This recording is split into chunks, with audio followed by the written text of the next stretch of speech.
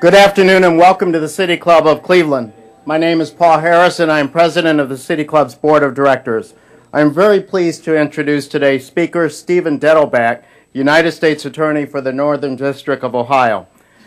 As stated in his office's mission statement, as United States Attorney, Mr. Dettelbach and his assistants appear in federal and state courts as a legal representative of the United States in the prosecution and defense of criminal and civil actions, suits, or proceedings in which the United States, its agencies, or officials are parties.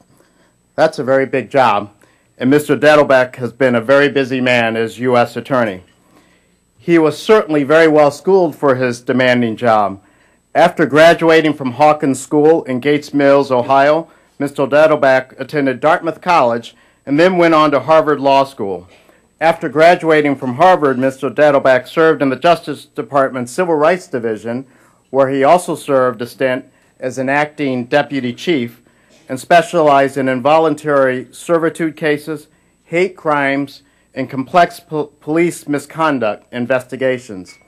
Thereafter, he served as a federal prosecutor in Maryland, handling a wide variety of federal criminal matters, including complex narcotics cases and large-scale fraud and corruption matters. Mr. Dettelbach served for several years as counsel to the Commission on the United States Judiciary for the United States Senate. He then assumed duties as an assistant U.S. Attorney for the Northern District of Ohio, where he was assigned to the Organized Crime and Corruption Task Force and was involved in a series of high-profile cases. In 2006, he joined the law firm of Baker & Hostetler, where he specialized in corporate internal investigations, as well as defending corporations and individuals in federal and state investigations and regulatory actions. Mr. Dettelbach was presidentially appointed U.S. Attorney on September 17, 2009. Earlier this year, he was appointed to the U.S. Attorney General's Advisory Committee, and he currently serves as chair of the Advisory Committee's Civil Rights Subcommittee. During his career, he has established a reputation for being tough, fair, and professional in discharging his duties and zealously representing his clients. I must add that in a lighter way, the depth of his life experiences is demonstrated by his participation while pursuing his legal education at Harvard in multiple pickup basketball games with his classmate, Barack Obama. So this is truly a man of diverse talent and experiences. I am pleased to present on behalf of the City Club of Cleveland, Stephen Dettelbach, United States Attorney for the Northern District of Ohio. Oh, thanks.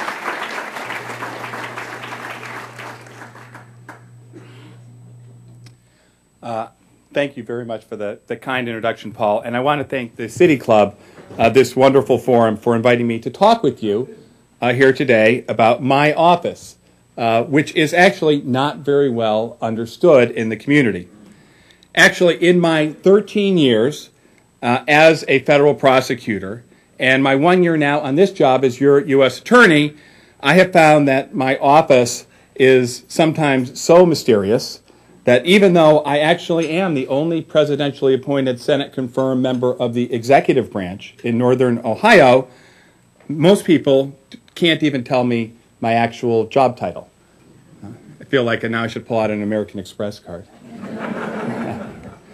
Actually, true story. When I got sworn in as U.S. Attorney for this particular job, I had my swearing in at Martin Luther King High School, which is a wonderful school. It's a law magnet. There are students in that BRIC program that is a wonderful program. They're here today.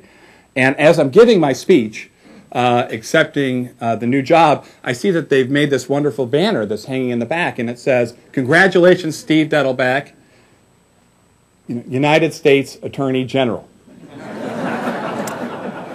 And I'm sitting there giving my speech, and I am wondering and worrying that my boss, who actually happens to be the U.S. Attorney General, is going to see a picture of this, and I'm going to start out, in trouble on my first day. Actually, in my time, I have been called the District Attorney, the Ohio Attorney General, the United States District Attorney, the United States District Attorney General, and those were actually just by my family.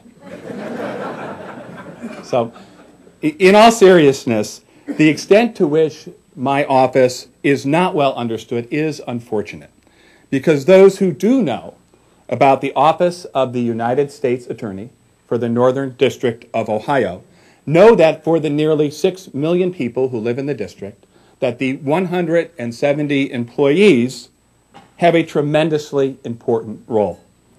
And it is that role and those people and the state of the district, based on my first year as your U.S. Attorney, that I would like to talk about here today. Paul gave you the website definition, and at its most basic level, it's absolutely right. Our office is, in effect, the regional office for the Department of Justice, handling all the government's legal matters in a 40-county area in northern Ohio.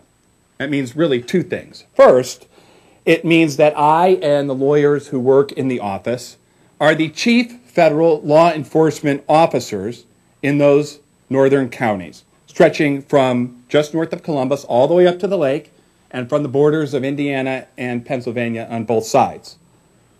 We work with federal investigative agencies, like the FBI, of course, and we oversee investigations and prosecute violations of federal criminal law. That's the first function.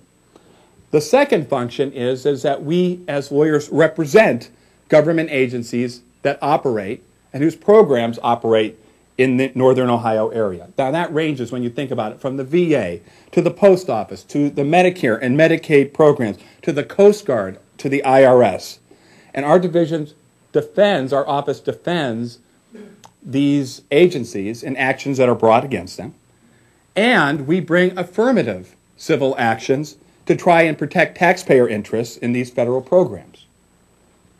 So those two functions are the textbook definition, but that textbook definition does not really tell the story of our office's proper role in a system where we work side by side with state and local government and law enforcement agencies that have their own laws.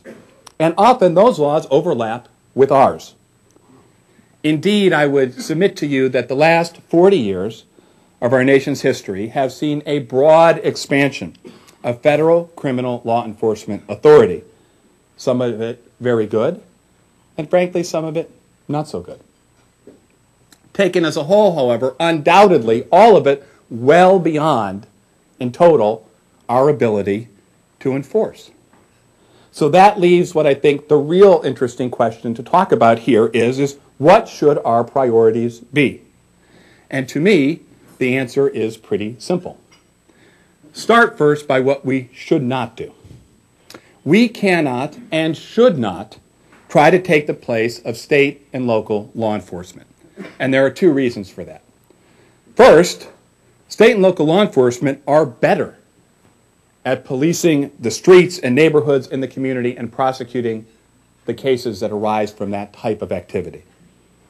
Second, even if we wanted to, you can do the math.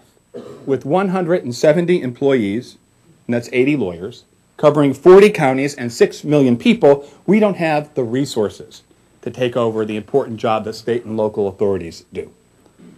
So now that I've talked about what we should not be, what should we be? How should we focus our limited resources?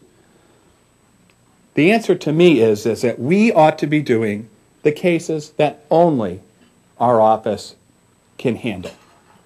The cases that make the biggest impact and add the most that we can with our limited resources to this community. And in addition to doing those cases, we also need to aggressively engage in education and crime prevention efforts in every single priority area that we target. We need to try to stop some of these crimes before they occur and to help the people in the state and local agencies who are already trying to do that. That means getting away from a statistic-driven case processor mentality where we do lots of smaller cases and quickly count all the notches on our belt,